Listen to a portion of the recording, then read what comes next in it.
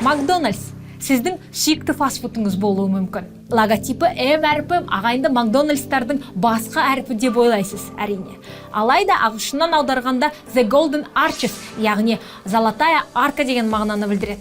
60 жылға дейін логотипі өзгертпеген бұл фастфуд ағайынды Макдональдстардың шығаруымен шыққан. О бастан ол жерде логотип қара түстес болған. Яғни үлкен әріппен қара түстес М жазуы жазылған.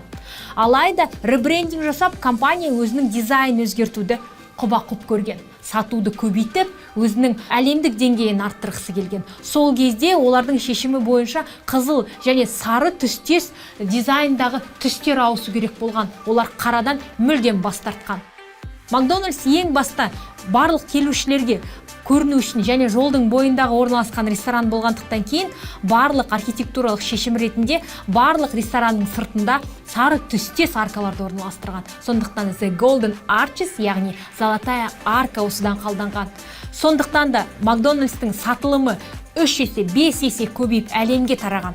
Сондықтан да Макдональдстың логотипін ауыстырар кезде дәл осы екі золотой, яғни сары арканы біріктіру арқылы үлкен М әрпін қалдырып, Макдональдс компаниясының өзінің логотипін өсу тарихын сақтау үшін сақтап қалған екен.